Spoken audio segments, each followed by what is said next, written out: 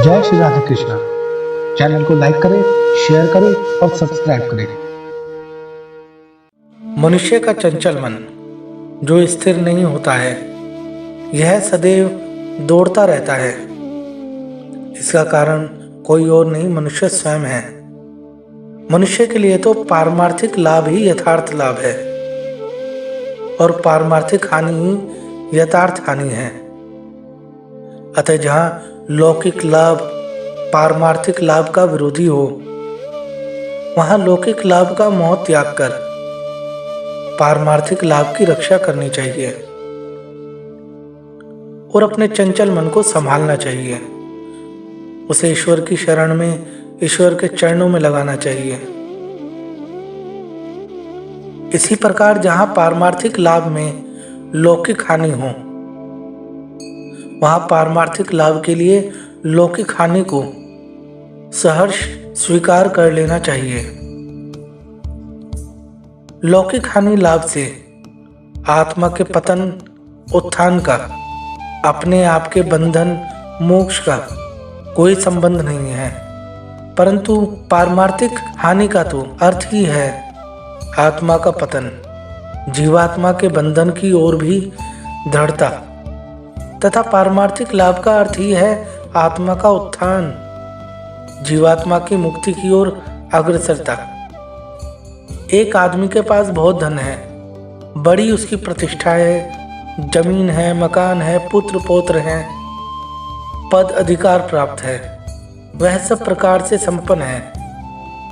लौकिक लाभ उसके चारों ओर व्याप्त है, परंतु इसके बदले में उसका मन काम क्रोध से, मद अभिमान से, तृष्णा लोभ से, द्वेष हिंसा से, वैर विरोध से, मोह ममता से भर गया है और वह ईश्वर को भूलकर केवल विषय भोगों की प्राप्ति, रक्षा और भोग के लिए सदैव चिंतित और निषिद्ध आचरण में रत है, तो उसका उपयुक्त लौकिक लाभ उसके किसी काम का नहीं होगा।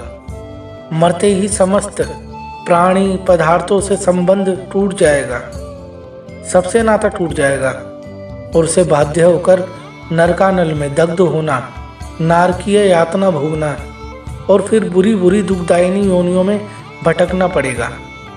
इस प्रकार उसका जीवात्मा वह पतन के गर्त में गिर जाएगा।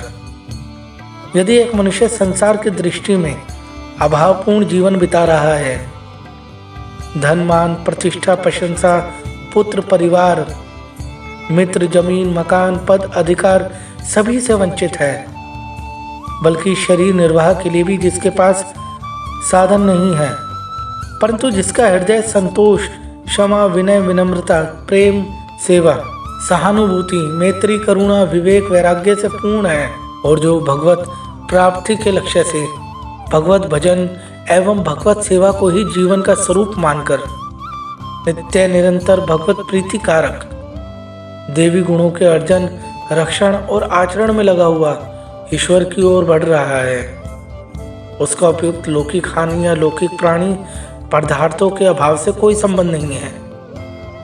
वह निश्चय परम कल्याण रूप भगवान को प्राप्त करेगा।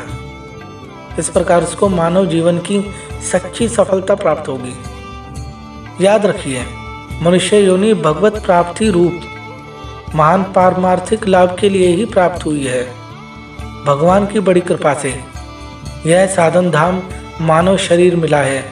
इसको केवल इसी महान कार्य की साधना में लगाना यथार्थ मानवता है। यदि मानव शरीर का उपयोग भोग कामना और भोगों के भोग में किया जाए तो वह उसका दुरुपयोग ही है और वह नरक के गर्त में गिरेगा ही गिरेगा। और यदि भोगों के लिए दुर्गुण दुर्विचारों का आश्रय लेकर दूषित कर्म किए जाएं, तब तो मानव जीवन का महान दुरुपयोग है, क्योंकि मानव जीवन में किए हुए कर्मों का फल ही जीव को अनंत लोकों तथा अनंत योनियों में विविध प्रकार से भोगना पड़ता है। जीव जब तक मनुष्य योनि में नहीं आता, तब तक तो वह अपने पूर्व मानव जन्मकृत भोगों को भोगकर कर्म ऋण से क्रमशः मुक्त होता रहता है।